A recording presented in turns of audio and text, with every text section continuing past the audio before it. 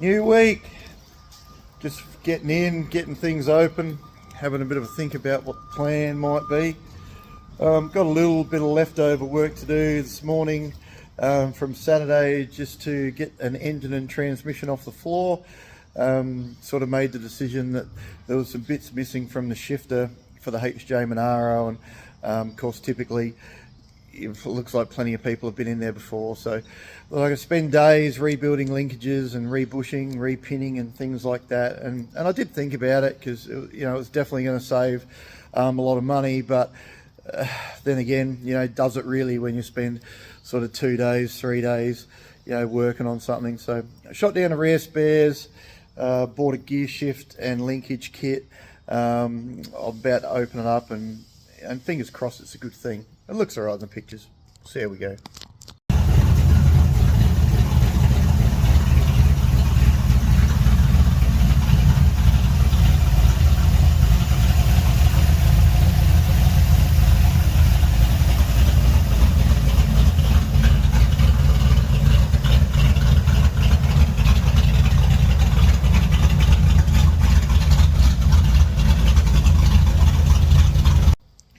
So it's the next day, just walking around getting everything open, and thought we might have a bit of a look at sort of where we got to yesterday. It's pretty productive actually. So we just sort of made a little bit of a head start on the HJ Monaro restoration. Had the motor and transmission built for this thing ready to go, and some chassis components all powder coated and ready to go. They've been sort of in storage for quite a while now, so it's just nice to get it all in one piece and organise the workshop a little bit. It's all happening here today. So I've just been doing some work on the coupe. Chuck a little spin around and show you that.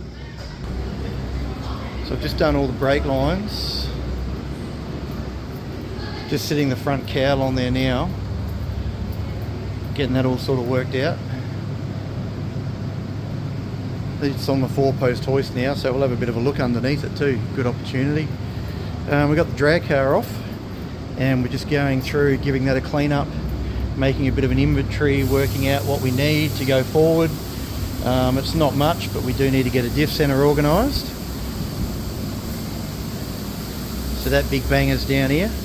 Looking forward to firing this sucker up. That's it's going to run pretty hard, that LS. What else is going on? Let's go and have a look. Hang on a sec.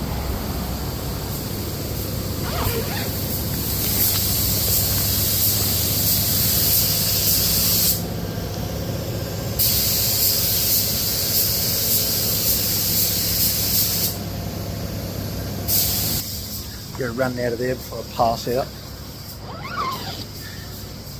Brendo's just throwing a bit of primer on a couple of fenders. He's finished blocking them out, so let's get them all sealed up. We are so blessed to have guys with heaps of talent like Brendan helping us out to get that project done. But I mean, we pretty much ended up doing, you know, customer stuff now, prep for paint. We've got a restoration coming up that we'll be doing a heap of work on here. You know, definitely not colour and stuff like that. It's just, you know, we're not set up for it. But yeah, so much good stuff going on. And we keep making plans about, you know, what's sort of happening this week and what's happening next week and all the rest of it. But I don't know, sometimes why we even bother trying to make plans, it just really gives us something to change. Jobs sort of grew and escalated last week, which have spilled into this week, which is, you know, it's good. Like, if someone wants us to do something and take it further and, you know, get more done than what we're planning, well, I mean, obviously that's why we're here, and we're down for it. But just thanks to everyone sort of going with the flow and everything that's here. Like, we are committed to it and we are making progress all the time. It's just sometimes it doesn't happen as quickly as what any of us would like, but we are trying. Anyway, back to it.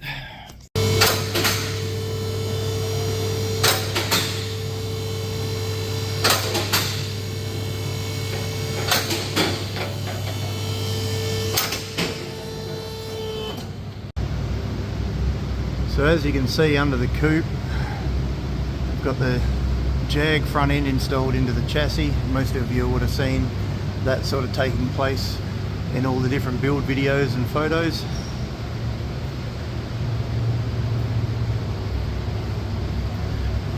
Trans cooler tucked up under there, brand new drive shaft. The exhaust all snakes through the chassis really nicely. Got the Jag rear end all rebuilt.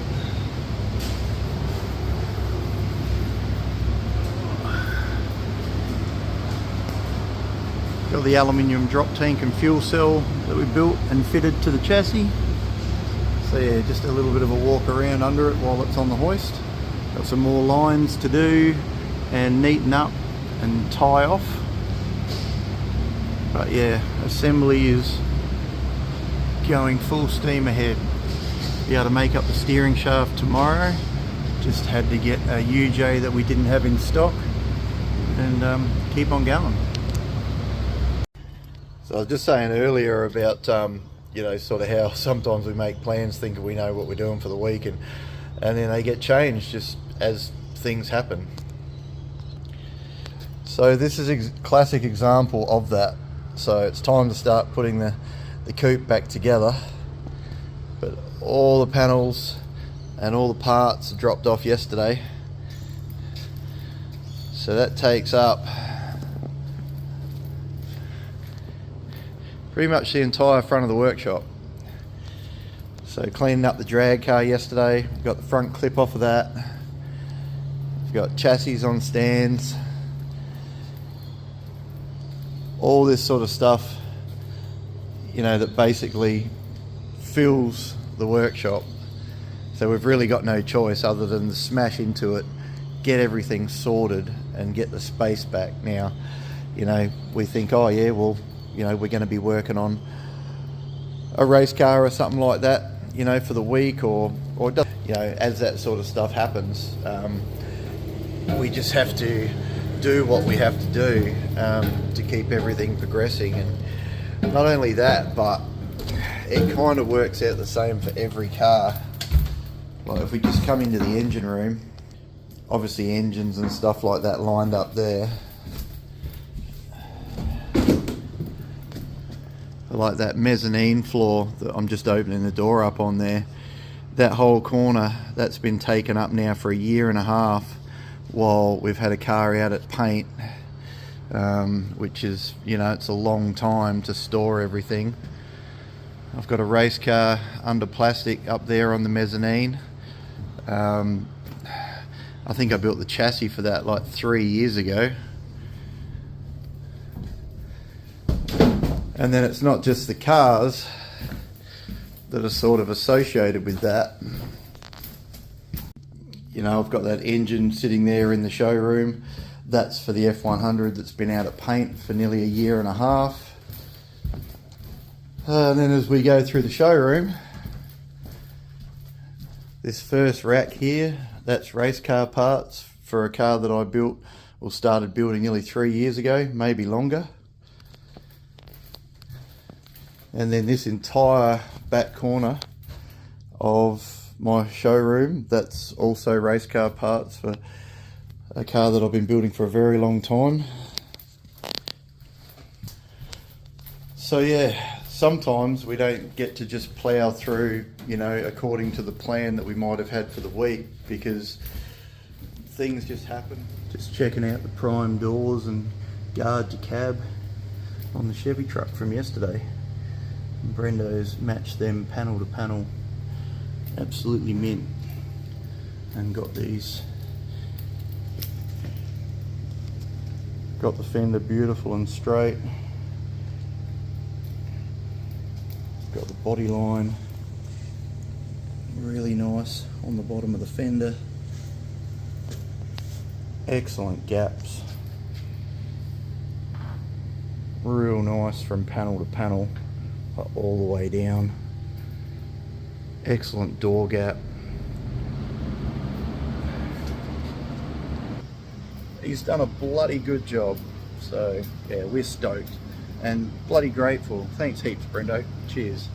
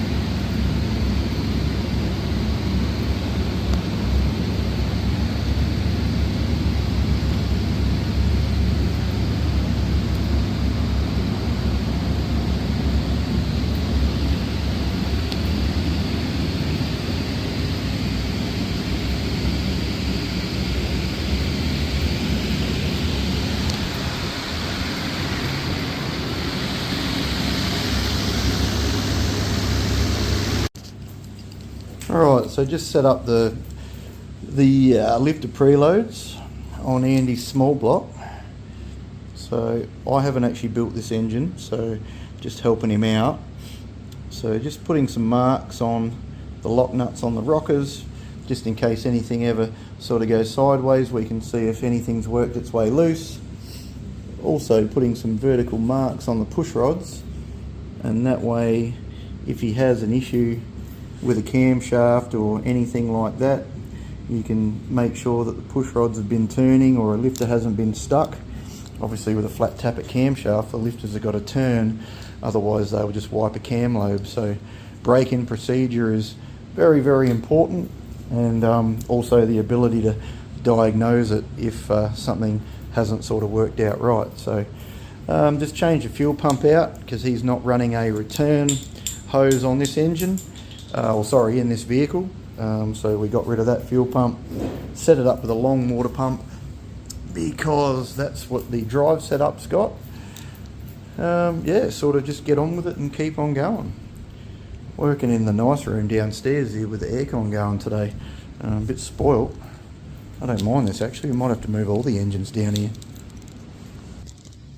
Anyway, we just keep on keeping on.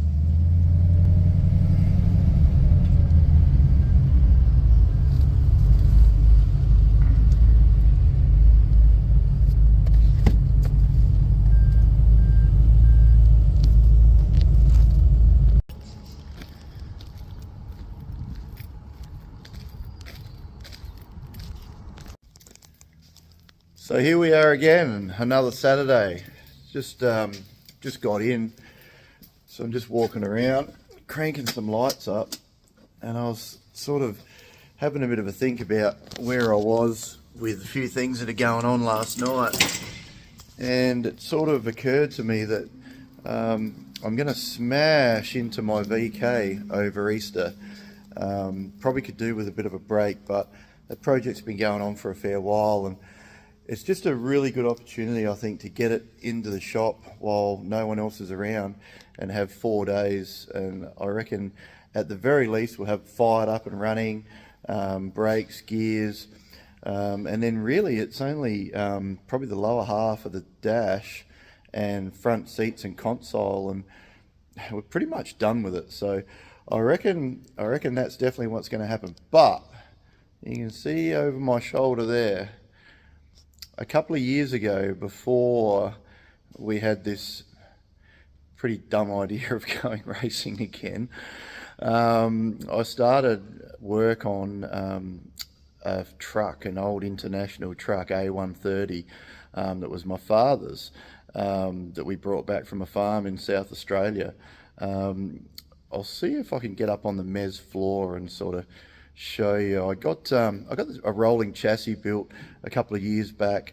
I had a really strong 383 like LS1 with all the good gear, 8 counterweight crank, forged con rods, pistons, tire retainers. Like basically I built it for a race engine, and never ended up needing it. So that's ended up in there with a 6-speed manual T6060, which I'm going to put a sequential shifter on.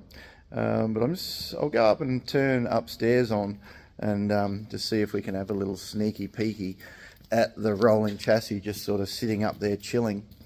That one's got an XR6. What's that? FG front in it, and independent rear.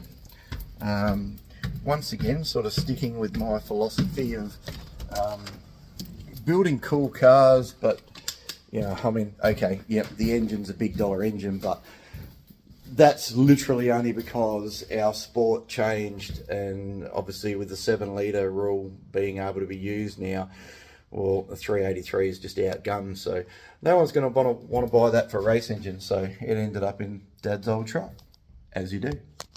Oh, well, that wasn't too hard at all. So we've got this rolling chassis here I've got together for the F250 that we're going to be building as a shop truck. That's just hanging out down south until I get time to go and pick it up. But this one here is the chassis that I built for my dad's truck. Probably built that a couple of Christmases ago.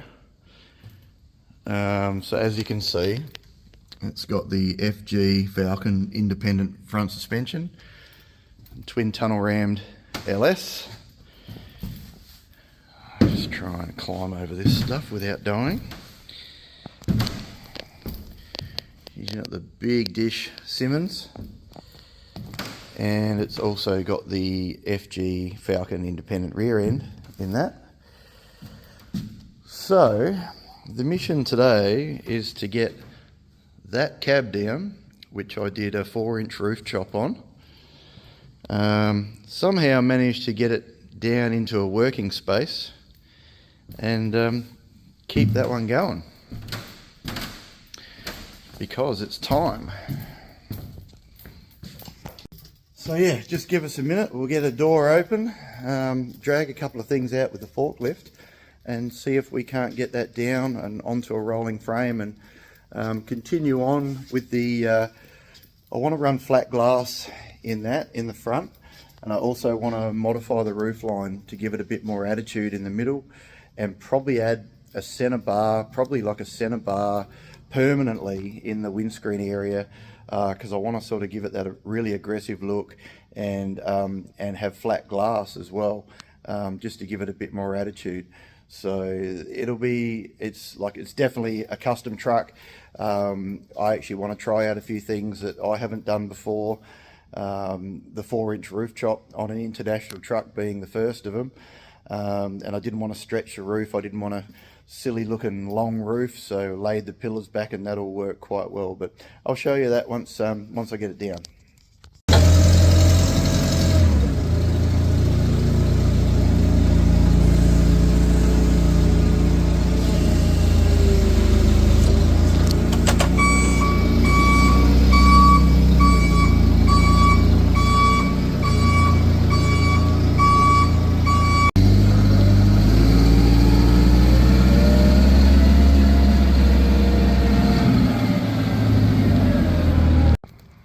So managed to get it down. So this is international A130 cab that I've done a 4-inch roof chop on. Just sort of walking around it. I haven't done anything on this for probably a couple of years, and there's a bit of surface rust and that on some things which I have let get away from me. So I'm going to hook into that right now and give everything a really good wipe down. Wipe some thinners all over that weld through primer, and give everything a really good whiz up with some 80 grit, some deoxide iron, and I think we might start by getting some repairs that are repaired for good, getting them into epoxy, and that way I don't have to stress about this thing sitting around, because this one's going to take quite some time. So anyway, it's down, and I can start work on it again. So anyone that sort of knows me, knows that I lost my dad probably when I was under a year old. Lost my father and uncle in a truck accident, which like in the same accident. So massive thing for our family, obviously. But probably strange that I got into trucking, and trucks were a massive part of my life. Running up and down the highway, doing interstate, long haul and things like that for many, many years. Owning 4 trucks at a time, doing interstate and drivers and all the rest of it. But basically I'm going to do this tribute truck for my dad and my uncle. This was theirs off the farm back home, and we'll be utilising the colours from their truck back in the day, which is like a burgundy and a creamy white. And this whole thing really is just about sort of being attached to their memory, and building something cool that everyone that's here, still here, can look at and enjoy. So follow along and let's see what we can build.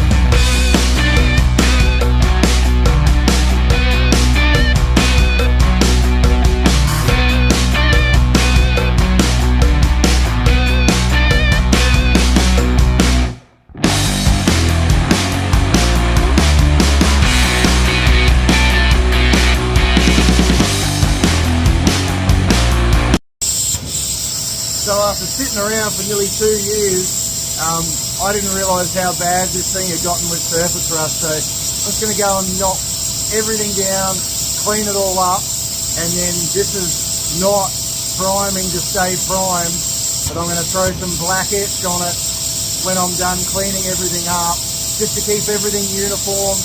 And then, as I thought we probably would have to, we're just going to sandblast the whole thing again once metalwork's all done, re-epoxy and build up from there. But I'm going to be on this one fairly actively now, so just want to keep it clean. Also one colour. When I start doing all the door shop and everything, we might get a bit of a picture how this thing's all going to match up and look. So I'll just keep on sanding and cleaning today, I think. Yeah, wow, got away from me and got messy. So this lip here is where the bonnet sits, and it holds a seal, plus that original cowl vent I'm going to delete. I had wondered about this edge, but because I had to drill all the spot welds out to get the double panel firewall out of the way, I'm going to just cut all that off literally right now and then stitch all that back together, and I'll roll a really nice piece of either something fairly significant in flat bar to replace that, because I think by the time I weld all those holes up, it's a fair mess anyway. I think this will be the best way to go about it. So time to light up the angle grinder and get that lip gone. Well, we've been here about 30 minutes, so it's probably time to cut something.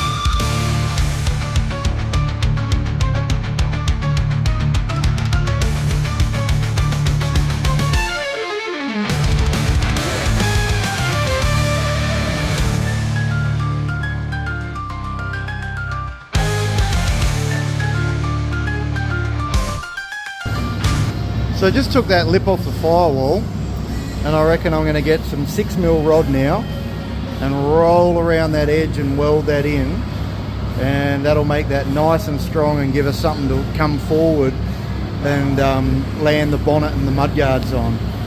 So we'll go and get some rod.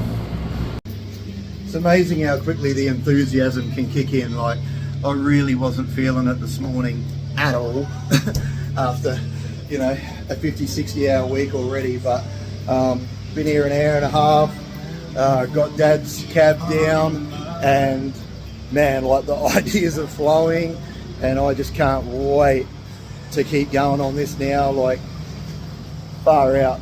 It's amazing how quickly the enthusiasm can kick in. So just get off your ass if you've got something going on. Doesn't matter if it's massive, you know, small project, something small, whatever, but just get into it, and you might be surprised, you know, by 10 o'clock in the morning, you just can't wait to work the rest of the day on it.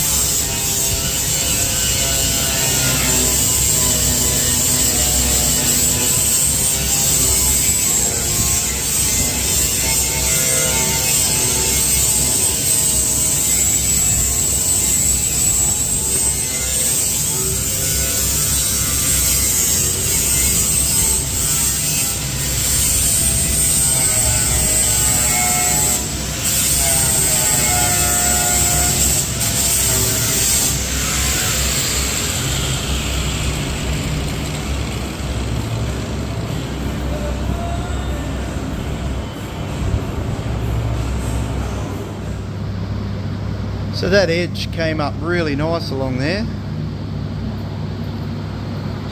Just got to continue wrapping it around now, down into this next section.